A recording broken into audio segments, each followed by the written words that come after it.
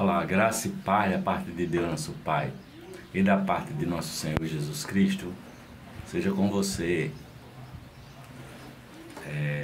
Se você chegou aqui pela primeira vez no nosso vídeo, se inscreva, ative o sininho das notificações, curta, comente e compartilhe para que o bom perfume de Jesus se espalhe por todo este planeta. E hoje, você já ouviu falar na palavra Shekinah? O que significa Shekinah? Você sabe? Pois bem, vamos ler um texto que está aqui no capítulo 10 de Mateus, dos versículos 40 a 42. Jesus diz assim: quem recebe vocês, recebe a mim. E quem me recebe, recebe aquele que me enviou. Quem recebe um profeta, porque ele é profeta, receberá a recompensa de profeta. E quem recebe um justo, porque ele é justo, receberá a recompensa de justo. E se alguém der, mesmo que seja apenas um copo de água fria, a um destes pequeninos, porque ele é meu discípulo, eu lhes asseguro que não perderá a sua recompensa. Mateus 10, 40, 42. Veja só, depois de advertir os seus discípulos a respeito das possíveis e quase inevitáveis perseguições que eles sofreriam, tendo avisado que não deveriam esperar em sua missão menos do que hostilidade e violência, Jesus faz essa declaração alentadora: quem recebe vocês, recebe a mim. Jesus se identifica radicalmente com seus discípulos, assim como está identificado com Deus, o Pai. Jesus segue a afirmação dos rabinos da época, que diziam que quem acolhe seu próximo, acolhe da mesma forma a presença divina, a Shekinah, a glória divina. Assim como a glória de Deus resplandece na face de Jesus, a glória de Jesus resplandece na face dos seus discípulos, dos seus talmidim. Jesus fala do profeta, Jesus fala dos justos, Jesus fala dos pequeninos. Curiosamente, se a intenção era estabelecer uma escala hierárquica, os discípulos de Jesus estão identificados como os pequeninos, como os menores, os pequeninos, não é? A ponto dele dizer assim: olha, quando recebemos um copo de água fria, sabemos que aqueles que nos abençoam, abençoam o próprio Jesus. E aqueles que nos rejeitam, rejeitam também a Jesus e a seu Pai. Essa identificação entre o Pai, Deus, o Pai, Jesus, o Filho, e sua comunidade de discípulos é maravilhosamente apresentada nesse texto. A glória de Deus na face de Jesus, resplandecendo na face dos seus discípulos, os discípulos de Jesus, explica o significado de nós sermos sal da terra. Jesus disse: vós sois o sal da terra e vós sois a luz do mundo. E aqui em Mateus capítulo 11, versículo 11, fala, João Batista diz assim, olha, Jesus falando de João, ele diz: digo-lhes a verdade, entre os nascidos de mulher, não surgiu ninguém maior do que João Batista. Todavia, o menor no reino dos céus é maior do que ele. Mateus capítulo 11, versículo 11. Eis o Cordeiro de Deus que tira o pecado do mundo. Texto que está em João capítulo 1, versículo 29. Esta é, com certeza, a mais célebre das afirmações de João Batista, o precursor de Jesus. Depois de 400 anos de silêncio profético de Israel, Jesus pisa na Palestina como um Messias esperado.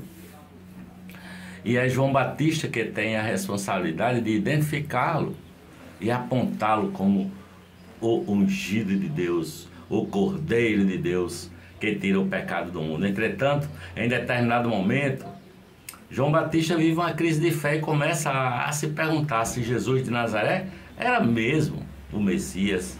Em termos simples, João Batista fica em dúvida se apontou para a pessoa certa, né? João estava preso, por isso ele envia alguns dos seus discípulos até Jesus para que eles perguntassem: é você mesmo o Messias ou devemos esperar outro? Jesus responde assim: olha, voltem e conte a João o que vocês estão vendo, não é? Vá contar a João, os cegos voltam a ver, os surdos voltam a ouvir, os mortos ressuscitam, os leprosos ficam purificados. Vão a João, vocês estão vendo essas coisas acontecer? Jesus chama a responsabilidade para si. Se os discípulos de João Batista queriam saber de sua identidade, que olhassem então para os frutos do seu ministério, para os resultados da sua presença, não é? Em seguida ele faz um elogio extraordinário a João Batista. Ele diz: entre os nascidos de mulher não surgiu ninguém maior do que João Batista, para finalmente afirmar que, no entanto, o menor no reino dos céus é maior do que ele. Uma declaração aparentemente contraditória, você não acha? Não é? Jesus, jamais devemos esquecer que João Batista foi o primeiro a identificar Jesus como o Messias. Jesus disse que a lei e os profetas duraram até João Batista. Depois dele veio o tempo da graça, o tempo da bondade, a visitação misericordiosa e compassiva de Deus por meio do Messias. Jesus inaugurou o ano do jubileu, sabe? O Kairós de Deus, em que o reino de Deus pertence aos pequeninos, não é? Aos pequeninos deles é o reino dos céus, foi o que disse Jesus, não é? Como resultado, João Batista, o último profeta antes da era messiânica, é o maior de todos aqueles nascidos de mulher, como disse Jesus, mas é menor do que os pequeninos que abraçaram a mensagem do reino de Deus. João Batista fez o prelúdio para o reino de Deus. Os discípulos de Jesus, os talmidim de Jesus, não têm medo de crises de fé, sabe? Quando percebem as dúvidas invadindo seu coração, correm para fazer perguntas a Jesus e as dúvidas são dissipadas, entendeu? Sempre que os talmidim recuperam a convicção de que Jesus é mesmo quem disse ser, o Messias prometido a Israel, o Emanuel, o Deus conosco. E Jesus diz assim: olha, a quem se possa comparar esta geração? São como crianças que ficam sentadas nas praças e gritam umas às outras: não lhes tocamos flauta, mas vocês não dançaram? Cantamos um lamento, mas vocês não se entristeceram?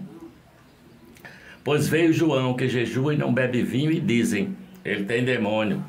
Veio o Filho do Homem comendo e bebendo, e vocês dizem: aí eis está um homem comilão e beberrão, amigo de publicanos e de pecadores. Mas a sabedoria é comprovada pelas obras que a acompanham. Mateus capítulo 11, versículos 16 a 19. Jesus está fazendo uma crítica à geração que estava à sua volta, incrédula em sua relação à sua identidade messiânica, rejeitando o reino de Deus. Sua maneira de falar revela certa ironia, não é? Quando a música é alegre, vocês não dançam. Quando a música é triste, vocês não choram. Quando João Batista apareceu comendo apenas gafanhoto e mel silvestre, vocês disseram que ele estava endemoniado. Agora vem o Filho do Homem, ele vai a festas, ele bebe, ele celebra a vida com as pessoas à sua volta. Mas essa geração também o rejeita. O problema, evidentemente, não estava na mensagem anunciada, mas nos ouvidos dos que ouviam. E esta é uma verdade totalmente válida também para os dias de hoje.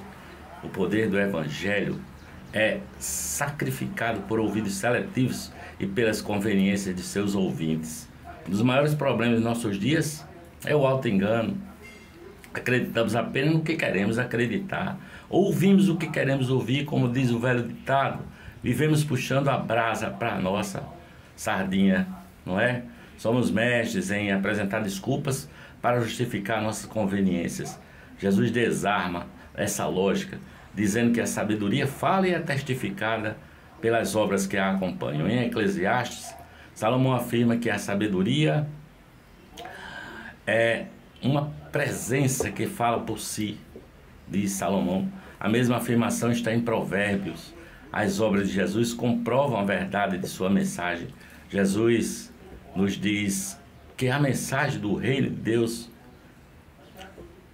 nos confronta de fora para dentro, né? Ele nos convida a deixar de lado os labirintos de nossos pensamentos e sentimentos, abandonar nossas desculpas e refletir sobre a verdade objetiva de sua mensagem e de suas obras.